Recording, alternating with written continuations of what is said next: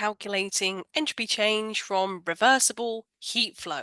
Okay, so first of all, the idea of reversible heat flow is that this is going to be for a process such as a change of state where the heat flow is the same magnitude, but a different sign depending on which change is occurring. For example, melting versus freezing, right? It's going to be the same magnitude of heat being exchanged, but the sign's going to be different. If something is melting, then heat is being put into the system, so that would be a positive sign of Q for the reversible process.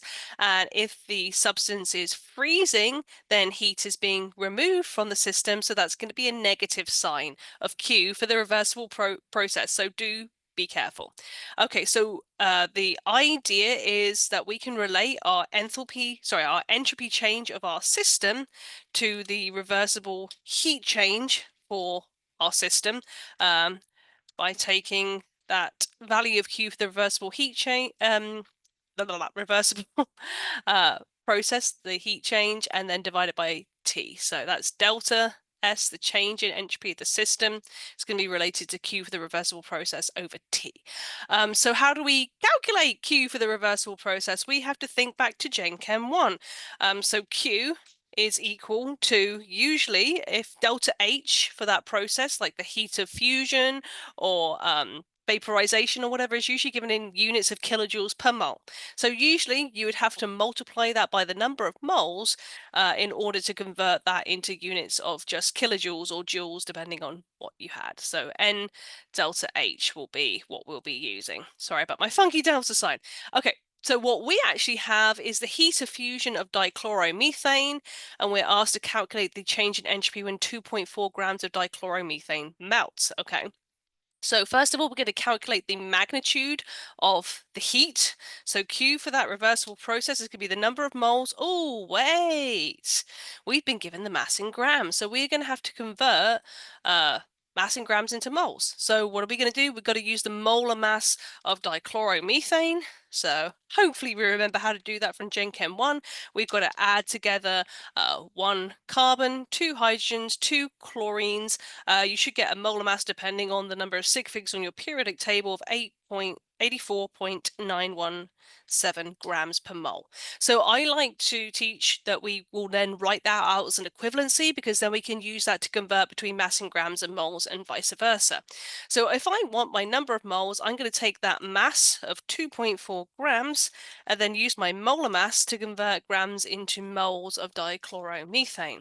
So for every 1 mole of dichloromethane, nasty stuff, by the way, I'm going to divide by the molar mass, 84.917 grams. So grams will cancel out, and that will give me the number of moles there are in 2.4 grams. So that takes care of the N, and then my delta H is going to be my delta H of fusion, which is given as 6.2 kilojoules per mole. Okay, so my units are going to be that the grams will cancel and then the moles will cancel, and I am going to end up with my Q in units of kilojoules, and that shakes out to be 0.1752 kilojoules.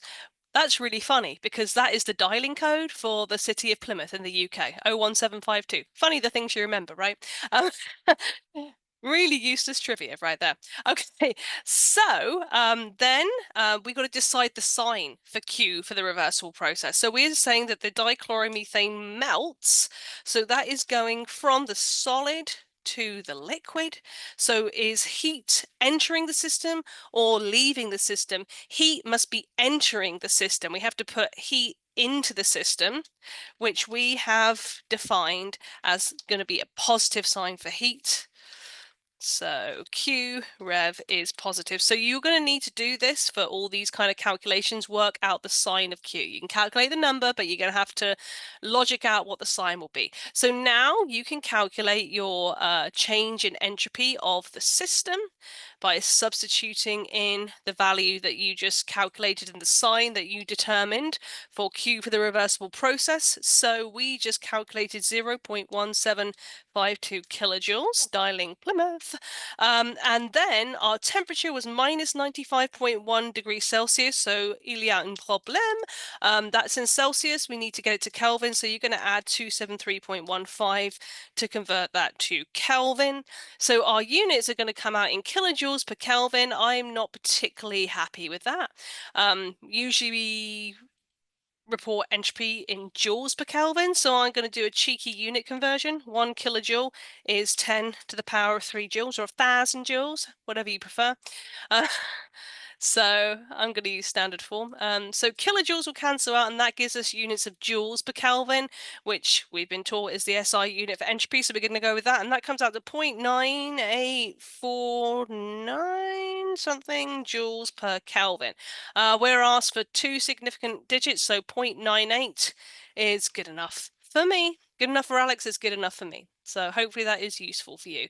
Of course, if you have the opposite of that, say we were asked about dichloromethane freezing. If dichloromethane is freezing, then our liquid is going to a solid. That means heat is being removed from the system. So we would define Q reverse as having a negative sign. Okay, so just make sure you can assign the sign of Q for your reversible process.